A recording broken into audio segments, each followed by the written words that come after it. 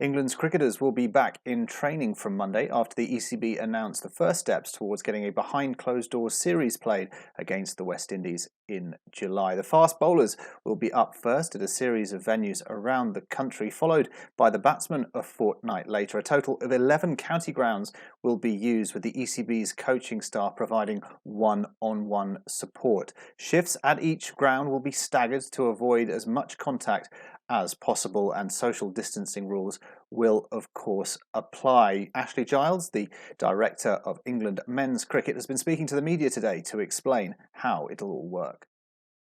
Yeah, so we're going to be asking 30 players, approximately, give or take, to go back to training. So there's no official selection process at the moment, but you're right. You know, we will need a larger group of players.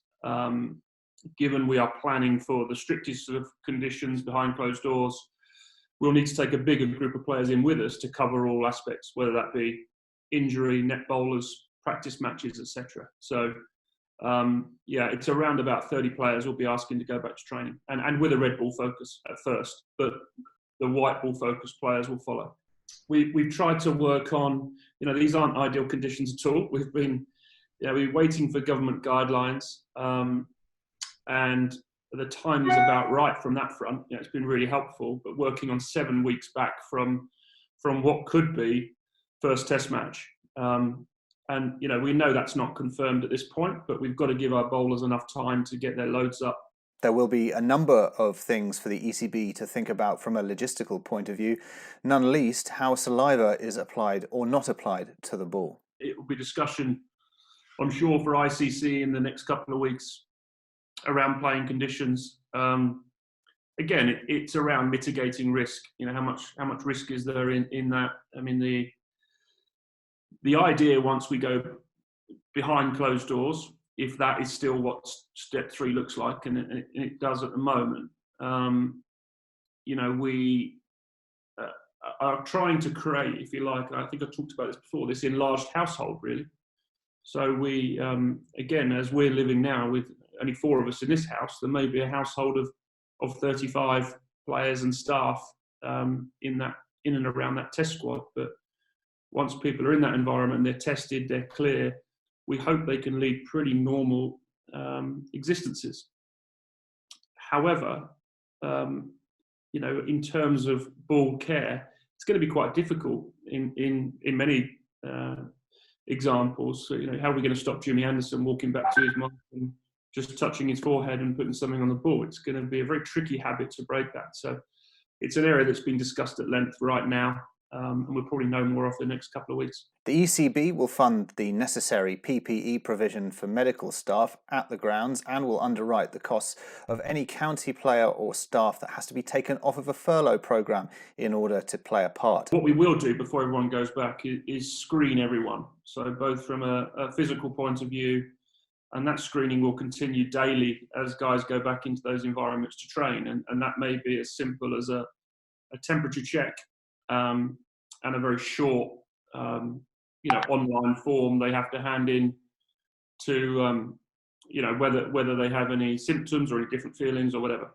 Players will be allowed to opt out of the programme if they feel it necessary. Those who are protecting extremely vulnerable relatives, perhaps, or those such as Jack Leach, considered potentially to be in a high-risk category. There are, as well as I've talked about before, opt-outs for anyone. We're not going to force anyone to go back to training or play if they're not comfortable.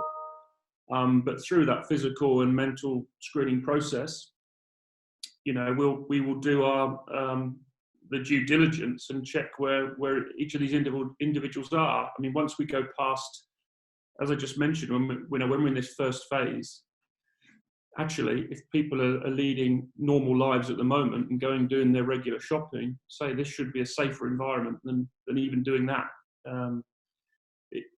The step 1 guidelines are very clear that we have to maintain and adhere to social distancing principles. So if we're doing that and we're outside where we know the risks are far less, then I believe our people are pretty safe, very safe. But we will we will certainly carry out the right risk assessments at all the venues we use. We'll make sure that all the staff are trained, that we have the right equipment in place if needed, including PPE. So we'll make sure everything is there for the guys to be able to go about their business as much as it's not normal, as safely as possible. England women, however, will have to wait a little longer. The suggestion at the moment is that they will be back in training sometime towards the end of June. As for the rest of the situation within the cricket world, it's all very much up in the air. We still don't have a start date for the county game, and that may still be quite some time in coming yet. And whilst there was a conversation between senior figures at the ECB and all of the domestic women's players in the county system, there's not been a huge amount more clarity since Claire Connor spoke about the issue last week.